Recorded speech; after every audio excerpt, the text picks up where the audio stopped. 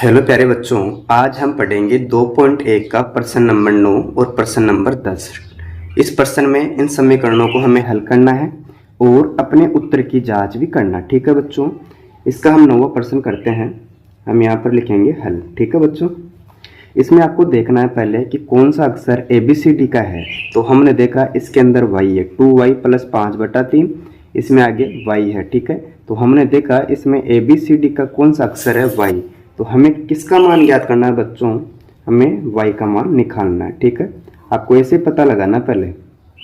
जैसे मान लो यहाँ पर x भी हो सकता है, a भी हो सकता है, b भी हो सकता है, यानी कोई सा भी अल्फ़ाबेट हो सकता है, उसका हमें मान ज्ञात करना है। इसी प्रकार आपको इसके अंदर देखना है प्रश्न नंबर 10 में, इसमें m है, तो किसका मान हमें ज्ञात करना है बच्चों, m का मान हमें ज्ञात करना है। यहाँ तक ठीक है। अब इस प्रश्न को उतारेंगे। मैं यहाँ पर लिखता हूँ 2y + 5/3 आगे 24/3 माइनस का y। आपको ऐसे उतारना। ठीक है बच्चों, इस प्रश्न को उतारने के बाद में आपको इसमें नोट डाउन करना है कि इसमें एक पक्ष तो आपके वाम पक्ष है और दूसरा पक्ष आपके दाया पक्ष है, या इंग्लिश में कहे तो लेफ्ट हैंड साइड और ये राइट हैंड साइड। ठीक है, इसमें क्या करना है, एक तरफ y आ जाएगा और एक तरफ मूल संख्या आ जाएगी। इसमें देखो यहाँ पर कितना है, 2y। ठीक है, अब इस -y का करेंगे पक्षांतरण। इसके अंदर देखो आपके माइनस का y है, इसको इधर लेकर आएंगे तो किसका हो जाएगा, प्लस का हो जाएगा, यानी हम यहाँ पर प्लस का y कर सकते हैं। आपको पता होना चाहिए किसी संख्या का पक्षांतरण करने पर वह संख्या का चिन्ह चेंज हो जाता है। अब जैसे इसमें माइनस का y था तो ये किसका हो गया, प्लस का, और अगर यहाँ पर प्लस का होता तो किसका हो जाता है बच्चों, ये माइनस का हो जाता है। ठीक है, और इसके बराबर में जो संख्या दे रखी है उसी को नोट डाउन करना है। यानी हमने क्या किया, पहले 2y को उतारा, इस -y का कर दिया पक्षांतरण, आ गया प्लस का y, इसके बराबर जो संख्या दे रखी थी उसको हमने नोट डाउन कर दिया। ठीक है, इतना करने के बाद में यहाँ पर देखो प्लस का 5/3 है, इसको इधर लेकर आएंगे यानी इसका भी करेंगे पक्षांतरण, तो ये हो जाएगा -5/3 और आपको यहाँ पर लिखना है पक्षांतरण करने पर। ठीक है, अब इन दोनों को ऐड करो, यानी यहाँ पर कितना हो गया, 2y और एक कितना हो गया, 3y। ठीक है, यहाँ तक। अब इनका लघुत्तम लेते हैं, यानी ऊपर वाली संख्या अंश कहलाती है और नीचे वाली संख्या हर कहलाती है। इसमें ऊपर वाली संख्या अंश है और नीचे वाली संख्या हर है, और बीच में अगर प्लस या माइनस आ जाता है तो उनका लघुत्तम ज्ञात करके इसको सोल्व करते हैं। तो प्यारे बच्चों, इसका हर कितना है, 3 है, तो इसका लघुत्तम भी कितना आ जाएगा, 3 आ जाएगा। ठीक है, आपको वापस समझाता हूँ मैं। इसमें एक संख्या तो यह है, दूसरी संख्या यह है, इसके बट्टे में 3 है, यानी इसका हर कितना है, 3 है। इसका लघुत्तम निकालेंगे तो कितना आएगा, 3 आएगा। ठीक है, अब क्या करना है, एक छोटी सी बात ध्यान में रखना, यानी पहले आपको तो भाग देना है, फिर भाग देने के बाद में जो भी ऊपर संख्या है उसको उससे मल्टीप्लाई करना है, यानी गुणा करना है। ठीक है, अब देखो इसमें 3 है, इस 3 का भाग इस 3 में दिया तो एक बार गया, एक को ऊपर वाली संख्या से गुणा किया तो कितना आ जाएगा, 1 × 26 करेंगे तो 26 ही आता है। ठीक है, आगे चिन्ह माइनस का है, फिर 3 का भाग 3 में दिया तो एक बार, 1 को 5 से गुणा करेंगे तो बच्चों कितना आएगा, 5 आएगा। ठीक है, यहाँ तक। अब इसमें से आपको बाकी करनी है, तो कितना बचेगा, 26 में से 5 गया तो 21 बचेगा, इसके बट्टे में कितना आ गया, 3, और यहाँ पर कितना था, 3y। इतना करने के बाद में आपको देखना है, यानी इसके बट्टे में तो 3 है, इसके बट्टे में कुछ नहीं है, तो क्या मानेंगे बच्चों, 1 मान लेंगे और दोनों पक्षों को करा देंगे वज्र गुणा।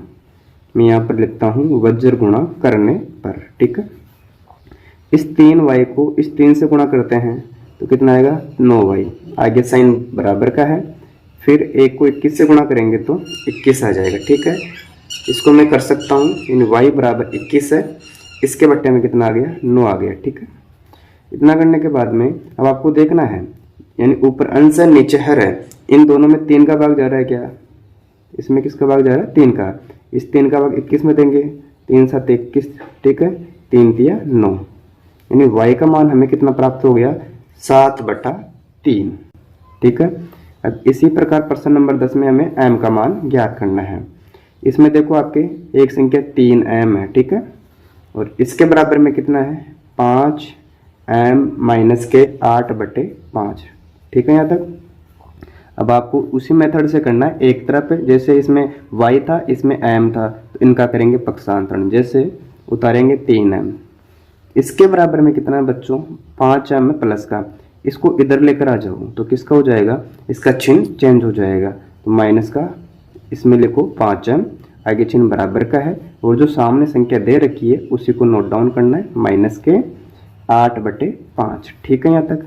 अब इसमें देखो आपके प्लस के 3m है और माइनस के 5m है, तो बड़ी संख्या तो माइनस की हुई ना, तो माइनस के 5 में से आपको प्लस के 3m घटाना है, तो कितना आएगा, माइनस के 2m।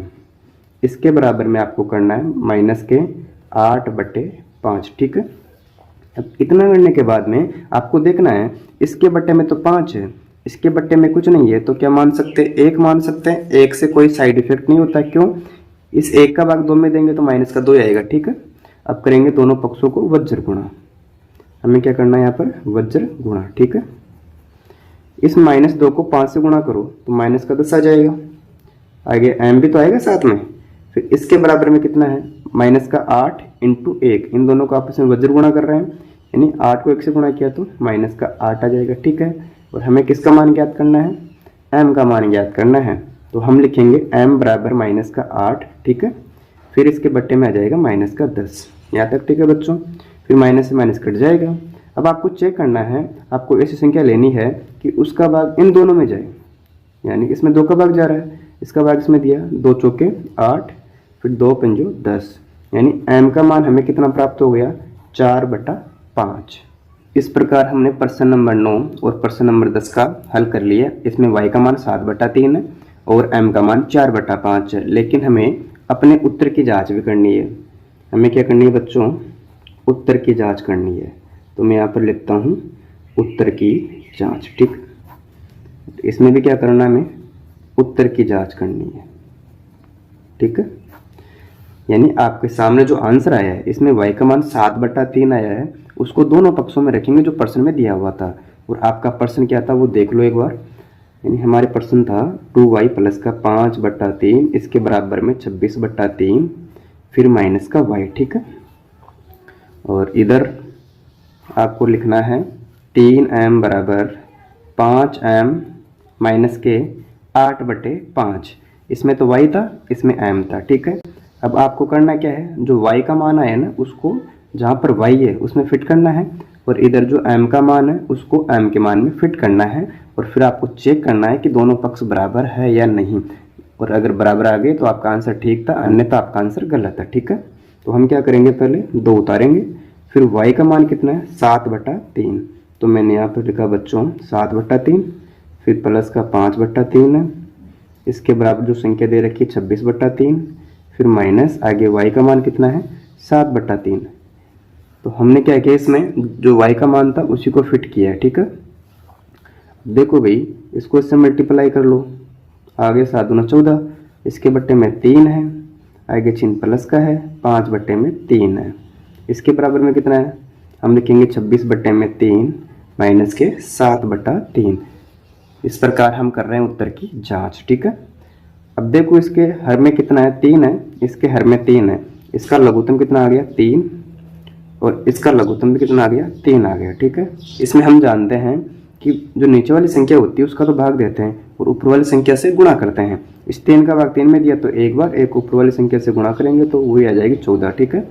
आगे चिन्ह प्लस का है, 3 का भाग 3 में दिया एक बार, एक को फिर 5 से गुणा करेंगे तो 5 ही आता है। ठीक है।